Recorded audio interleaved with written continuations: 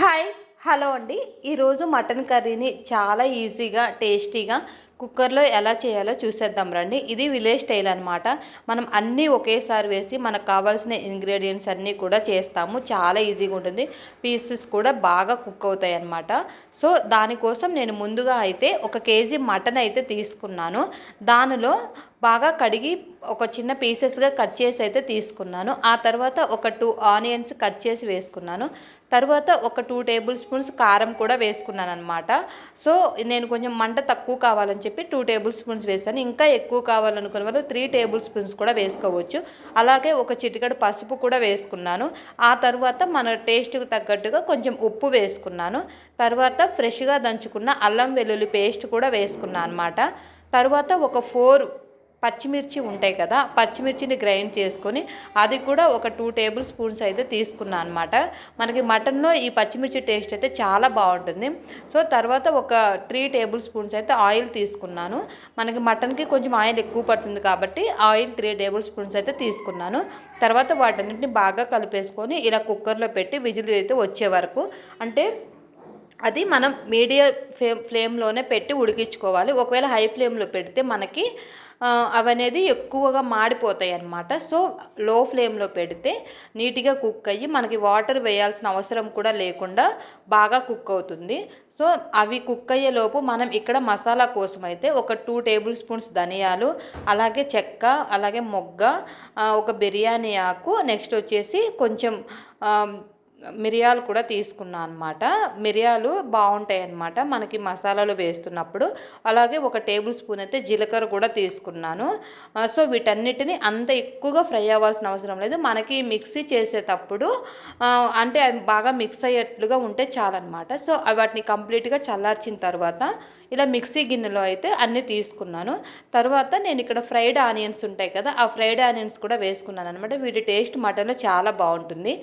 Next వచ్చేసి నేను దీన్ని కాల్చుకున్న టమాటా ఉంది కదా, దాన్ని పీల్ ఆఫ్ చేసుకున్నాను. మొత్తం నీట్గా ఇలా పీల్ తీసేసుకున్నాను. ఫస్ట్ దాన్ని పొయ్యి మీద కాల్చుకున్నాను అనమాట. తర్వాత ఇలా పీల్ ఆఫ్ చేసేసుకొని దాన్ని మొత్తం కంప్లీట్గా అయితే దాంట్లో వేసుకొని దీన్ని మిక్సీ పట్టుకోవాలి. సో దాని మిక్సీ ఎలా ఉంటుంది, మెత్తగా ఉంటుంది అనమాట. మెత్తటి పేస్ట్లా చేసుకోవాలి. ఇలా టమాటా వేయడం వల్ల ఏంటంటే టమాటా ఫ్రైడ్ ఆనియన్స్ టేస్ట్ అనేది చాలా డిఫరెంట్గా ఉంటుంది. అలాగే చూడడానికి కూడా బాగుంటుంది అనమాట తినేటప్పుడు. సో చూడండి ఇలా మెత్తగా పేస్ట్లా వచ్చేసింది అనమాట. ఇది మిక్సీ పట్టుకున్నాను కదా అది. ఇవన్నీ చేసేలోపు అయితే మనకి మటన్ అంతా బాగా కుక్ అయిపోయింది. సో ఇది కంప్లీట్గా విజిల్ మొత్తం పోయిన తర్వాత స్టీమ్ అంతా ఓపెన్ చేసి చూశాను. చూడండి అసలు వాటర్ నేను ఒక డ్రాప్ కూడా వాటర్ వేయలేదు. అందులో వాటర్ అయితే బాగా వచ్చాయి. అంటే మనం వేసుకున్న ఆనియన్స్ అలాగే మటన్లో ఉన్న వాటర్ అన్నీ కలిపి కూడా మటన్ చాలా బాగా కుక్ అయింది. సో ఒక 90% అయితే మటన్ కుక్ చేసుకోవాలి ఇక్కడ. ఎందుకంటే తర్వాత మనం మసాలా పేస్ట్ చేసి పెట్టుకున్నాం కదా, అది వేసినప్పుడు మిగతా 10% అయితే కుక్ అవుతుంది అనమాట.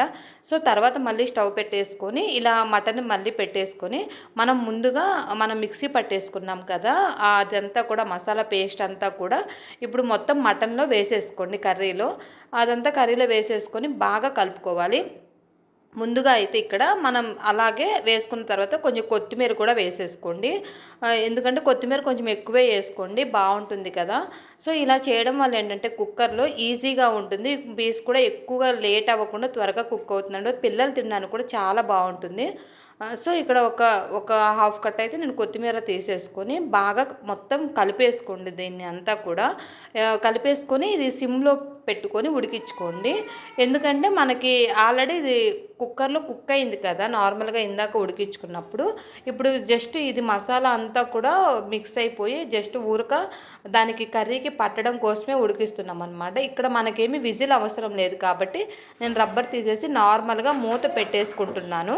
సో ఒక 5 మినిట్స్ అలా సిమ్లో ఉడికించుకోండి. చూడండి కంప్లీట్గా వాటర్ అయితే అక్కడ పైన ఏమైనా వాటర్ ఉంటే అవన్నీ కూడా బాయిల్ అయిపోయి మనకి గ్రేవీలా వచ్చే వరకు అయితే కొంచెం ఉడికించుకోండి. ఒకవేళ ఎవరికైనా కుక్ అవ్వకపోతే మటను హాట్ వాటర్ కొన్ని కాగబెట్టేసి అందులో వేసి కొంచెం సేపు అయినా ఉడికించుకోవచ్చు అనమాట.